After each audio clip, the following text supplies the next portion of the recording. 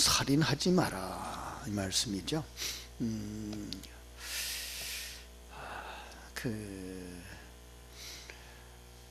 하나님께서 시내산에 올라갔던 이스라엘 백성들에게 너희는 바로 이런 사람들이야 라고 가르쳐 주셨던 십계명이나 상상수훈에 나오는 말씀을 통해서 이제 제자들을 데리고 산에 올라가신 예수님께서 너희들은 하나님의 사람, 복받은 사람들이야 라고 말씀을 하시면서, 그래서 이제 그 복받은 사람들의 삶은 바로 이런 것이야 그러면서 가르쳐 주신 말씀이 이제 십계명이라고 다시 설명을 할 수 있는 거죠.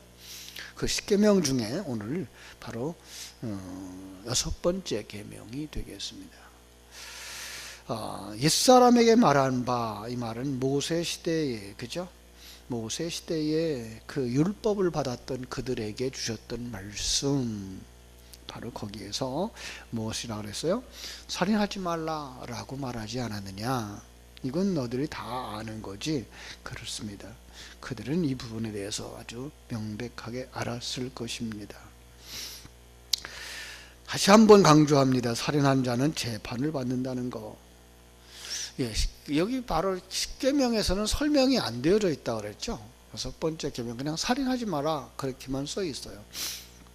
그러나 율법을 이야기하고 그들의 그 규례를 얘기할 때 자주 사람을 쳐 죽인 자 이렇게 나오죠. 그래서 그들은 반드시 쳐 죽일 것이다 라고 이야기를 하면서 그들이 얼마나 생명에 대하여서 소중히 여기는 자가 되어져야 하는 것인가를 강조하는 것으로 우리가 볼 수가 있습니다. 자, 살인이라는 말, 우리가 이해하기 좋게 우리가 아는 부분에서의 살인을 먼저 생각해 보시겠습니다. 왜 살인하게 될까요? 왜 살인하게 될까요? 역시 나 중심의 세계에서 내가 더 이익을 취하기 위해서, 그죠? 그 다음에 나라는 사람을 상하게 했다고 생각해서 그 반대급부로 복수의 역할을 하는 것이 바로 살인 이런 거죠. 그래서 여기서 계속 나오고 있는 것들이 바로 그런 거죠. 형제에 대하여 노하는 자, 또 라가라고 하는 자, 또 미련한 자라고 하는 자, 이 뭐예요? 다 왜 그런 말을 해요? 하나님을 알지 못하니까. 하나님을 알지 못하면 어떤 일이 일어나요? 나 중심의 세계에 사로잡히게 되고 자기만을 위해서 살게 되는 것. 그들은 뭐한 자예요? 살인을 하는 자다라고 말하고 있는 거예요. 여기서는 지금 그 살상을 실제로 한 것이기보다는 여러 가지 의미가 복합되어져 있는 의미를 볼 수가 있는 거죠. 그래서 많은 사람들이 이런 생각까지 하죠. 마음으로 하는 살인이라는 얘기를 해요. 그죠? 형제를 미워하는 마음, 원수에게 복수하려는 생각, 이 모든 것들이 살인의 동기가 된다라고 생각을 하고 있는 거예요. 그래서 하나님은 행위 자체뿐만 아니라 그 마음의 동기까지도 중요하게 여기고 계시는 분이구나 라는 생각을 할 수 있어요. 더 깊이 들어가면 거기 뭐가 생겨요? 나 중심의 세계가 있구나. 하나님이 주신 환경, 하나님 중심의 세계, 이 환경도 하나님 주신 거야로 가면 이 모든 것 통해서 나를 하나님의 사람으로 만드시는 거야라고 가면 우리는 누구도 원망하거나 불평하거나 미워할 이유가 하나도 없는데, 그러지 못하고 내가 살아있으면 이러한 일들이 일어나게 되는 거죠. 내가 판단자가 되어져서 미련하다, 지혜롭다라고 말하고 자기 잣대를 가지고 남을 측량하게 되어지고, 그러다 보면 욕하게 되어지고 그 다음에 복수하게 되어지고 이런 부분들이 일어나는 거죠. 한 걸음 더 나아가서 마음으로만이 아니라 말로도 하는 살인이 있다라는 말을 해요. 그죠? 성급한 분노를 통해서 형제를 미워하고 모욕하는 사람들, 형제를 조롱하고 멸시하는 사람들. 그래서 이제 때로는 말하는 것, 어디까지 포함할 수 있을까요? 글을 써서, 그죠? 사람을 해하는 것. 요즘들은 너무나 그런 게 많죠. 그 어떤 사건에 대해서 댓글 달기라는, 그 인터넷에 들어가면 댓글 다는 일들, 그걸로 말미암아 사람을 많이 상하게 만드는, 그래서 자살하기까지 하는, 바로 그것들이 이 말로 사람을 죽이는 것, 이렇게 이야기를 할 수가 있는 것이죠. 자, 그런데 우리는 거기에 그치지 말고 조금 더 나가서 생각을 좀 해봤으면 좋겠다라는 생각이 드네요. 예수님이 이 십계명을 신약에 와서 다시 재해석하시죠. 십계명에 대해서 율법사가 와서 물어봐요. 선생님, 율법 중에 어느 계명이 큽니까? 예수님께서 뭐라 그래요? 네 마음을 다하고 목숨을 다하고 뜻을 다해서 주 너의 하나님을 사랑하라 했으니까 이것이 크고 첫째 되는 계명이다. 둘째도 이와 같으니 내 이웃을 내 몸과 같이 사랑하라 하였으니 이 두 계명이 온 율법과 선지자의 강령이다 라고 말씀합니다. 그러니까 십계명을 둘로 나눠놨어요. 하나님 사랑, 이웃 사랑. 예. 그 사랑이 어떤 거예요? 하나님 사랑, 하나님을 아는 것이라는 말로 묘사되어지고 있는데요. 요한복음 21장에 가면은 예수님이 베드로에게 그렇게 물으시죠. 내가 이 모든 것보다 나를 더 사랑하느냐? 이건 비교라기보다는요, 어떤 면에서 네가 이것을 아는 것보다 나를 더 아니? 라는 거예요. 근데 그때에 그는 그 하나님을 안다고 하는 그 사랑이라는 단어에 대답을 못하죠. 왜요? 하나님을 다 알지 못해요. 언제 다 알죠? 사도행전 2장에 가서 성령이 그들에게 임하셔서 깨닫게 하시고 성령이 임마누엘로 그의 심령 속에 함께 하시자 그때부터 뭐 하게 돼요? 이 아가페라는 단어를 쓰게 돼요. 하나님을 사랑합니다 라고 말해주고 하나님을 사랑하라 라고 말하게 되는 거죠. 그러면 예수님은 뭐라 그래요? 그것 가지고 가서 뭐하라? 내 어린 양을 먹이라, 이렇게 말씀하시는 거죠. 예.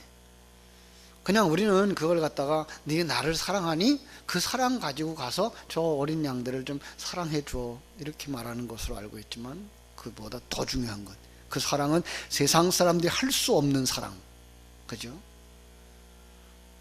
세상 사람들이 할 수 없는 사랑. 어떤 사랑이에요? 하나님을 아는 거. 그 하나님을 아는 거를 이제 그 우리가 잘 아는 기노스코라는 단어를 쓰는 거죠.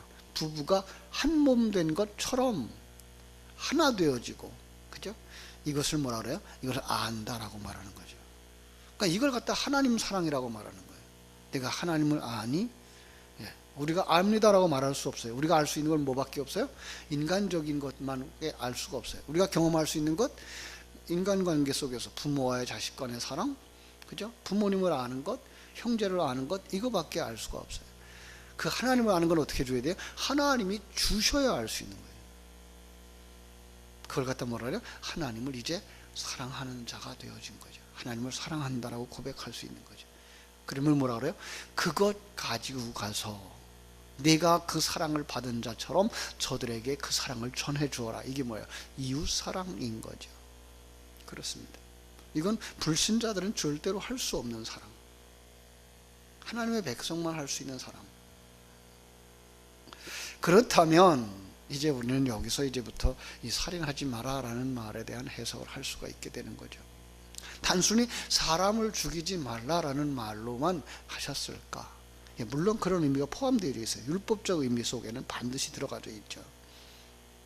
그런데 그렇게 보면 하나님이 이럴 땐 이렇게 말하고 저럴 땐 저렇게 말하는 분이 돼버려요. 가나안 땅에 들어가면 어떻게 하라 그러죠? 예, 하나도 남기지 말고 어린아이까지 남기지 말고 다 죽여라 그래요. 아니, 어느 때는 살인하지 말라 그러고 어느 때는 죽이라 그래요. 그러니까 이제 상황윤리가 나오는 거죠. 전쟁터에선 죽여도 된다라고 했고, 그죠?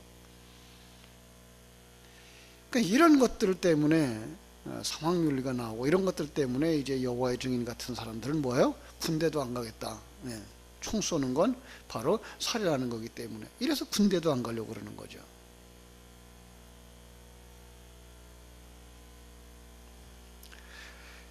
아니, 하나님이 살인하지 말라 그래 놓고서 또 적진에 들어가서는 그들을 다 죽여라고 말하면, 하나님은 이럴 땐 이렇게 말하고 저럴 땐 저렇게 말하는 분이 되어지기 때문에 그런 거예요. 적어도 우리는 압니다. 하나님은 일구이연하지 않는 분이에요. 신실하신 분이에요.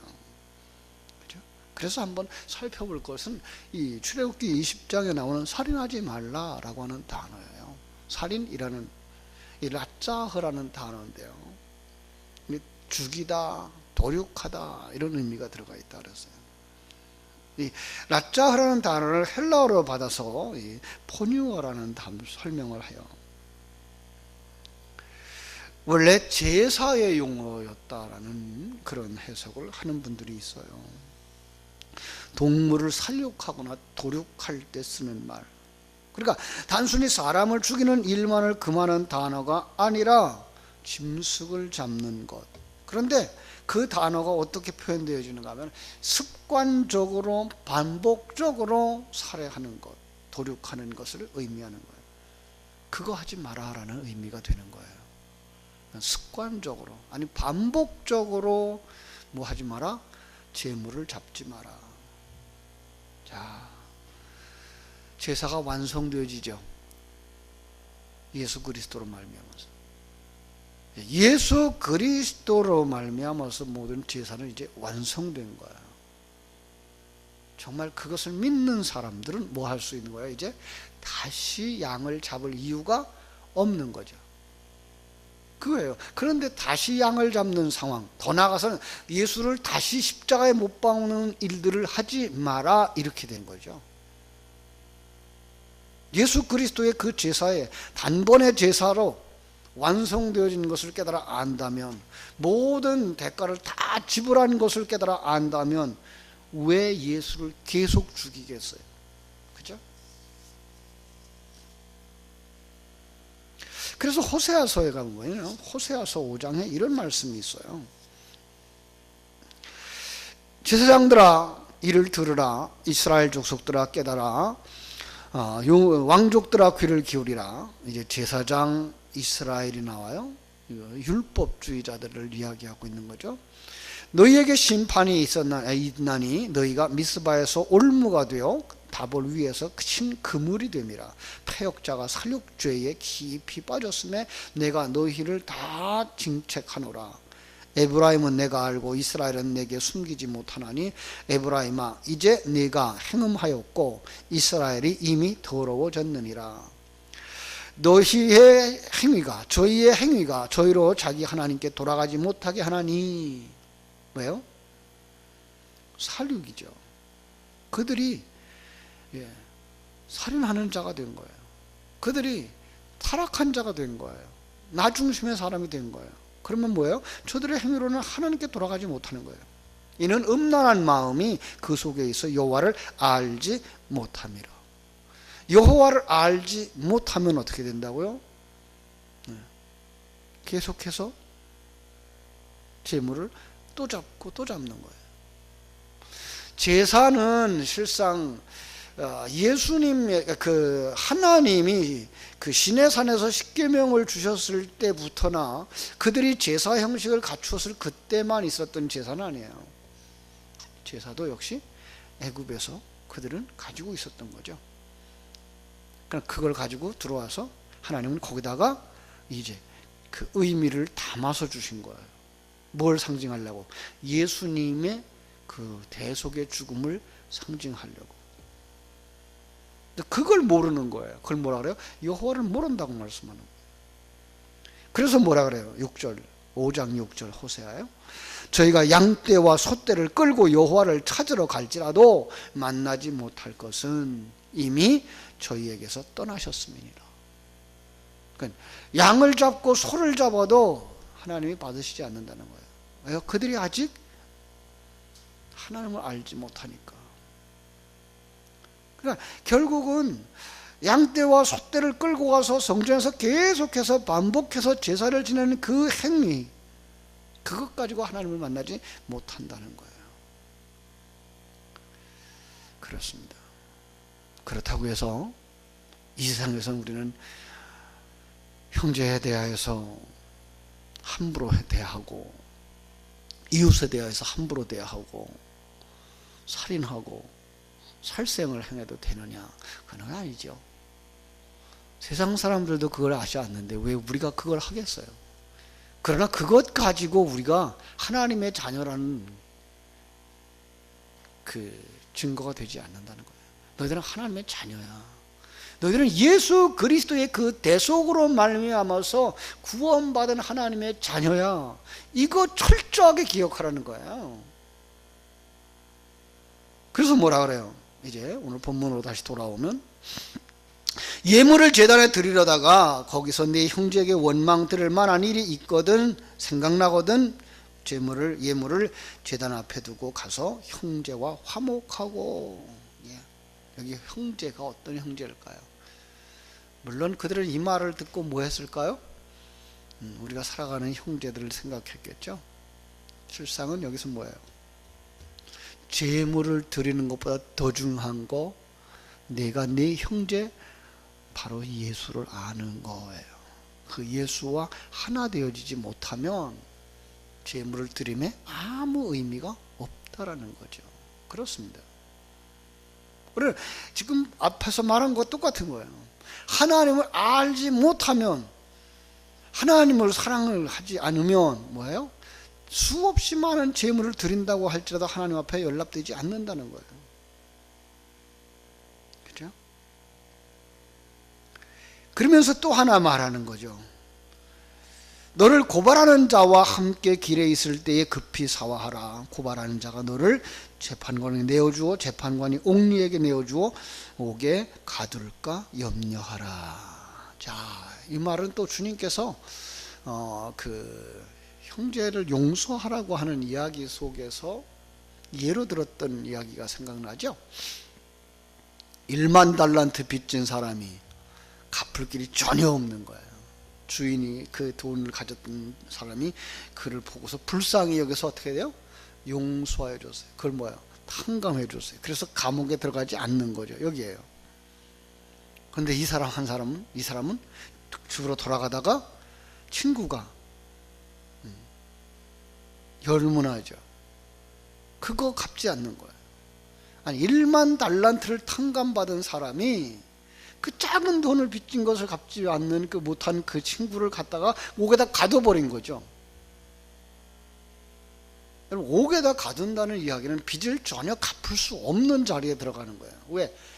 지금 자기가 돈을 벌어도 빚을 못 갚는 사람인데 그 돈 벌어야 되는 사람이 감옥에 갇혀버리면 어떻게 돈을 갚겠어요?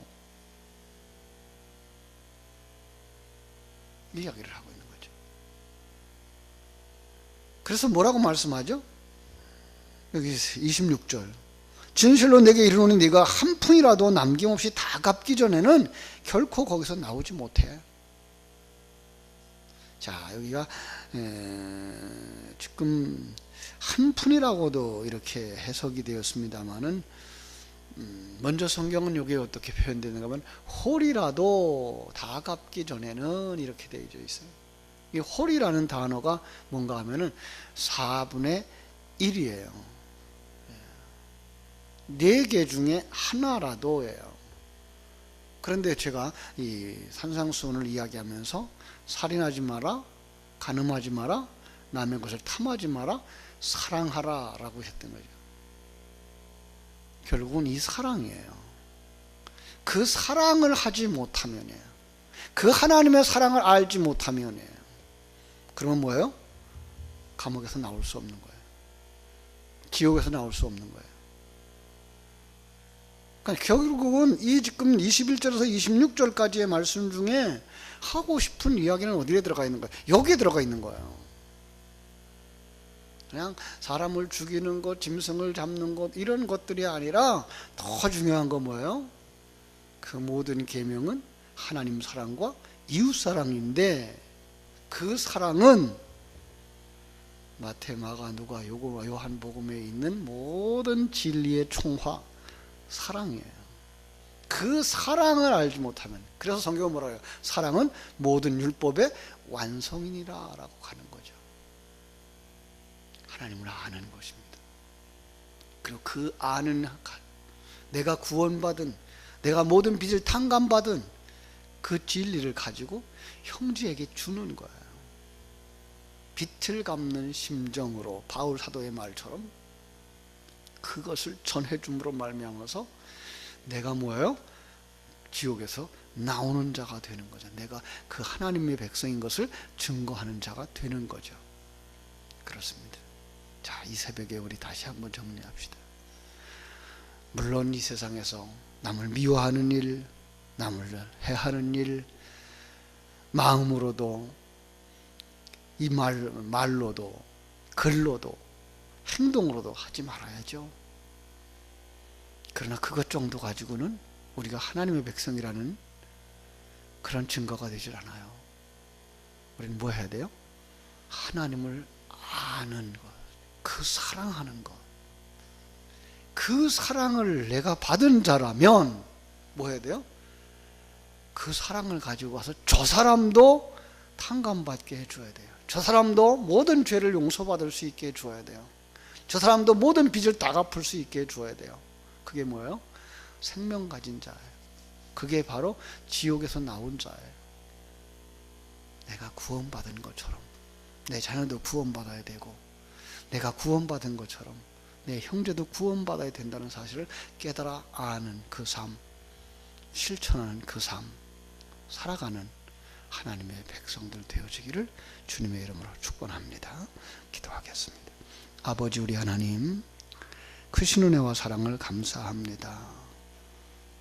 하나님은 율법이라고 하는 그릇을 사용하셔서 그 속에 넘치는 진리를 담아 우리에게 주셨습니다. 이 세상이라고 하는 그릇, 그 모든 것들을 다 진리를 전하는 도구로 삼아서 우리에게 그 하늘나라의 진리를, 구원의 진리를 우리에게 주셨습니다.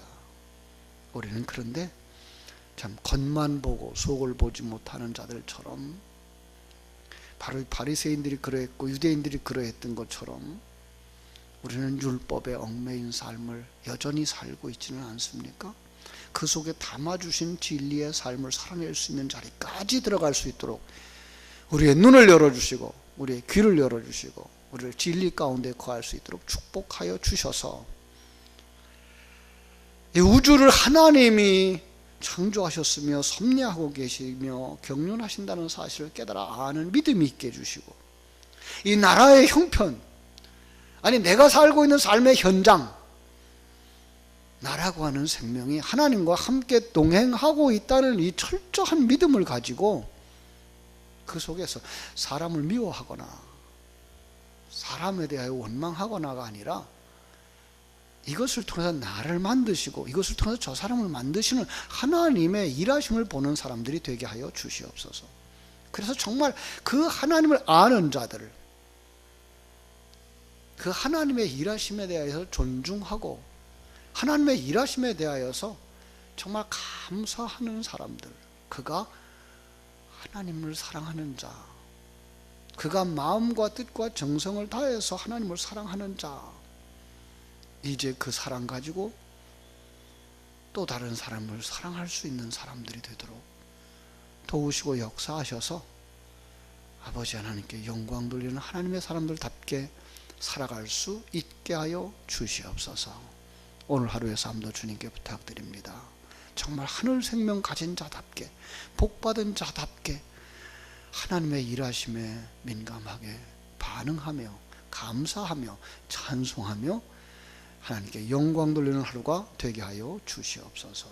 아버지 하나님, 지금도 질병으로 고통당하는 여러 형제들이 있습니다. 그 속에서도 병낫기만을 위해서 애통하는 것이 아니라 정말 이걸 통해서 하나님이 나를 만들고 계시던구나를 깊이 깨달아 알고 천국에 갈 소망을 가지고 믿음을 키워가는 기회로 삼게 하여 주시옵소서.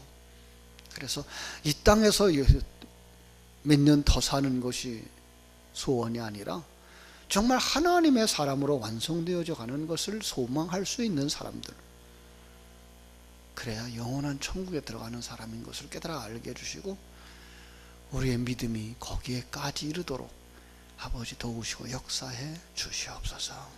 오늘 하루의 삶도 주님께 부탁드립니다.